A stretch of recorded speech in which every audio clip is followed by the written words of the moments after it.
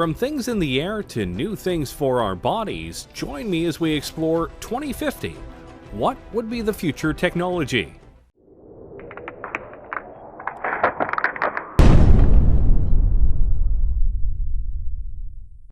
We are in the year 2020, and if we're being honest with ourselves, technology is incredibly advanced, and we're making strides that can push things even farther.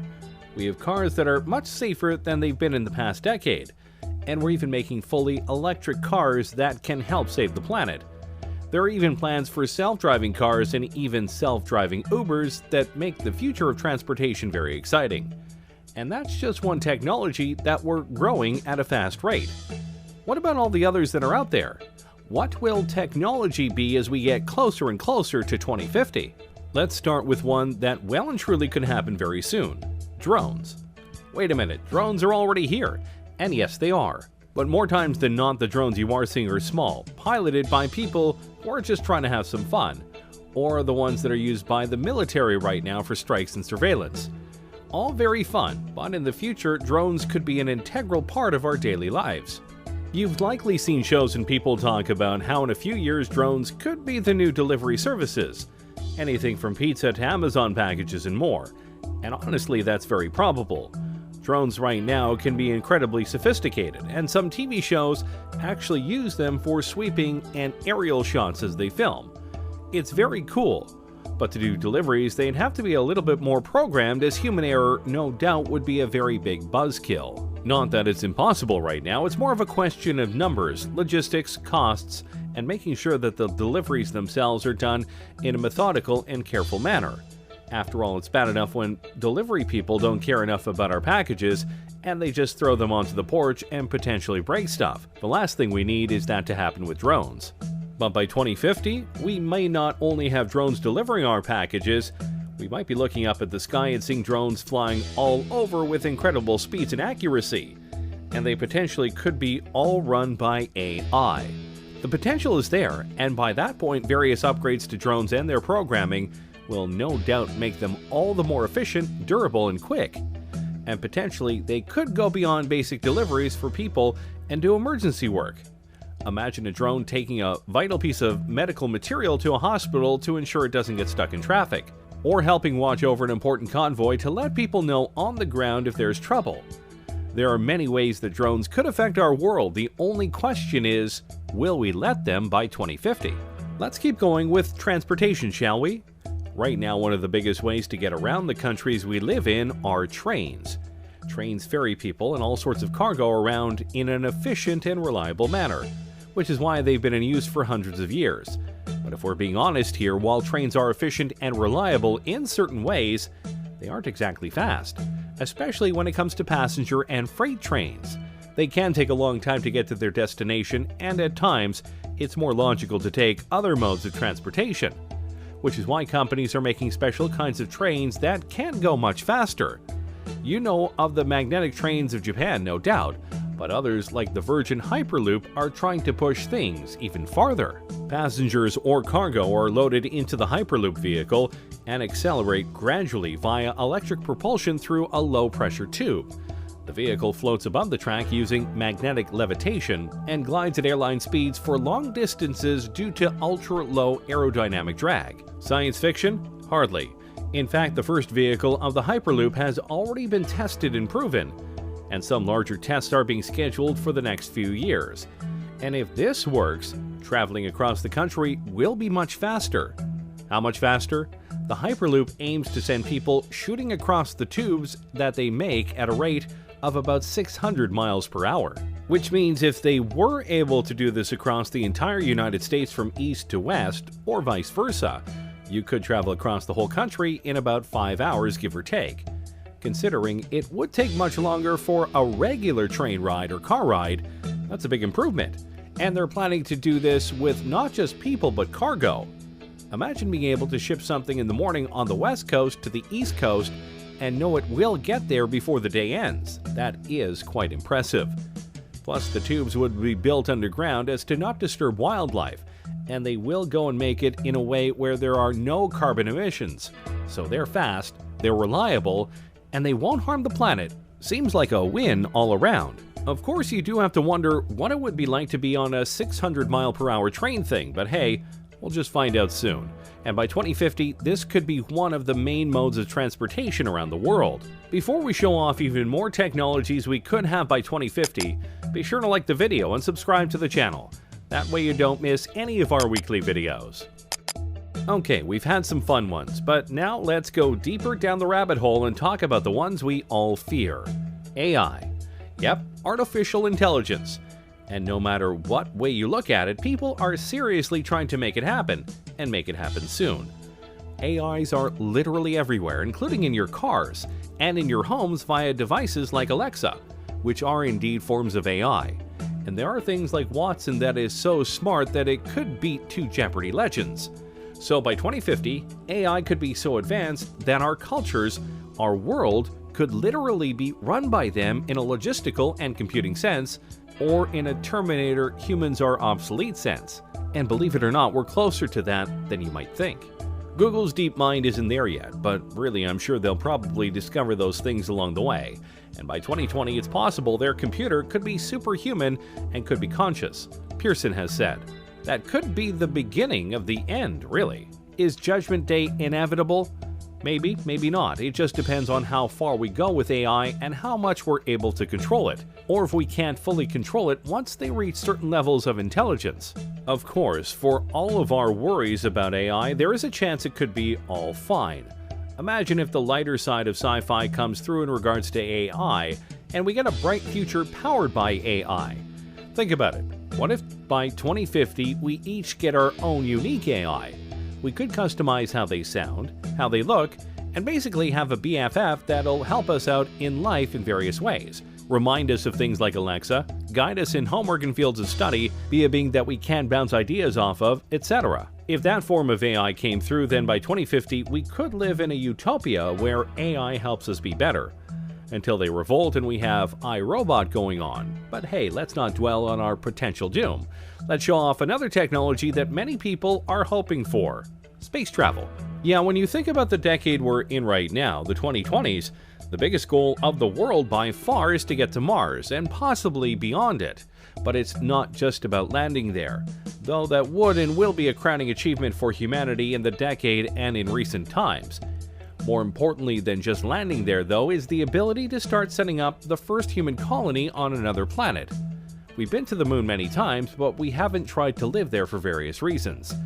Mars seems to be the place where many feel we can go in order to live amongst the stars, and many speculate that by 2030 at the latest, barring setbacks, accidents, and other things obviously, we could not only be colonizing Mars but having regular shuttles go there so that people can see the red planet for themselves. We will see first people going off to Mars, and then robots will do some basic stuff, like making basic materials on Mars, Pearson said. We're going to have to do that because only so much can be brought into space. Of course, there are numerous things that need to be worked out before such a thing could happen. But we have top men on this, including Elon Musk and the SpaceX program, Jeff Bezos via his Blue Origin company, and more. Each of them, and NASA among others, are working on not just getting us back into space, but getting us there via cheaper, smaller, and reusable spacecraft, something that honestly has been a setback for the space program over the last 20 years. But if we are able to do it, if we are able to get to Mars, get there faster, and be able to colonize it, then by 2050, who knows where we will be? We could have multiple colonies on Mars, maybe some on the moon, and maybe even colonies on moons like Titan and Europa, which some think could be even better places to colonize than Mars. It's possible, but obviously Mars is the place that we are aiming for right now. With each step into space, humanity grows larger in the universe, and who knows just how many of us will be out there by 2050. Alright, now let's dive into something really sci-fi: prosthetics. Yeah, I know that right now prosthetics are very limited, and at times a bit pointless. But if we were able to fully utilize computer technology to its fullest, and make prosthetics that are fully compatible with the human brain and body, then the sky is the limit. We could enter an age where cyborgs are not just welcome, they're commonplace. And yeah, it may seem like we're far away from that, but we are getting closer to that point. James Young, a 25-year-old biological scientist, has a prosthetic arm, with a personal drone and built-in flashlight. and a French artist is using a prosthetic that doubles as a tattoo gun. That's pretty cool. Imagine if a police officer loses an arm in the line of duty. Usually that would mean the end of his career. But with an advanced prosthetic, he could literally be better than ever if it were advanced enough. The biggest problem with these fake limbs is that most of them are plastic, meant to convey that the arm or leg is still there, and thus still usable. The bridge to cybernetic implants lies in the brain, being able to use the computer tech to sync with the brain and give accurate commands. We haven't fully bridged that gap yet, but when we do, dang, life is going to get a lot more interesting. And don't forget, these prosthetics could be used in many ways other than helping people with lost limbs. They could be put onto other objects, or potentially even be worn as exoskeletons when needed. Think of it like Jax from Mortal Kombat. Some people could even ask for implants to be put into their arms or legs to give them an extra boost, like TJ Combo from Killer Instinct. 1. I like video games, and they have plenty of cybernetic people. The point is, by 2050, if these things are made, a lot of people won't feel broken or weak anymore because they've lost limbs or the abilities of their arms or legs. They'll be whole again, and be able to do things just like they were before, if not better. And that's a future we should definitely be trying to live for. Now let's go to something a bit more unique. Look at yourself right now. Specifically, look at the clothes you are wearing right now. What are they made of? What do they feel like? What do they look like? Of all of these answers, I bet none of them are, they look like they could give me superpowers, because they can't. Not yet, anyway. Think about it like this. What if the clothes you are wearing right now felt the same, looked the same, but could do more? With the growth of nanotechnology, your clothes could potentially be embodied with various materials or technologies that help you improve your strength, durability, and more. For example, what if you had a shirt on that was light as a feather, but could absorb impacts and leave you with no injuries? That would be pretty impressive and important, especially in this age of gun violence we live in. Or what if the uniforms of firefighters made them completely heat-resistant and burn-proof, further ensuring that they are able to do their jobs without much risk to their lives? The technologies that we can put into clothes is out there, and some people are working on it right now, both in terms of multiple functions, but also cosmetic appeal. Imagine if by 2050 we have the ability to craft whatever kinds of clothes we want, and even select what kind of abilities they have. Imagine you wear a special kind of top that has a special pattern on it, and when you press a button or say a keyword, that pattern unfolds and suddenly you have wings on your outfit. Wouldn't that be cool? If done right, this could be the newest wave of fashion and style in the future. See, the future is hip. I'm sure that last one left you drooling, so let's temper your expectations and talk about school. Yes, it sucks, and learning can be a chore, but in the future it may be a lot more interactive. Over the last decade or so, computers in schools have been a must-have for various courses. But if the advent of virtual reality simulations come through as many expect them to, it could lead to all sorts of innovations in the classrooms that could help kids with what's going on. You could take students to an environment in the past and show them what was happening, like watching a battle taking place, Pearson said. You can explain that sort of thing more easily if they can see it happening than if you are looking at a textbook. Oh yeah, history and geography classes would be much more fun, that's for sure. Or imagine an audiobook, but instead of just an audio, you could see the characters coming to life before your eyes, and you watch them interact with others. Heck, school plays could have projected environments to make things seem more real. And of course, you could have virtual tutors to help you with problems that the teachers aren't able to help with. Education is definitely something that can benefit from advanced technologies, and by 2050, our school systems could be so revolutionized that you have to try really hard to fail class. Though I'm sure some of you would still try. Finally, let's talk about something that I'm sure you'll be horrified to hear. In the future, you likely won't need a phone. I know you're stunned, but think about it. Right now, smartphones are becoming more and more advanced every single year. New features, new programs, etc. But by 2050, your phone won't likely need to exist because you'll have access to it and more via something else. What exactly? That depends on the technology. But for this example, let's imagine a wrist gauntlet. Instead of typing up a number, you simply have to say "call mom," But obviously, the Gauntlet could do much more than that. It'll likely have a holographic screen that you can use to look up information on a much bigger keyboard. And depending on what sci-fi future you believe will have, it'll have things that can scan objects, detect dangers, warn you about upcoming problems, and may even have an AI companion.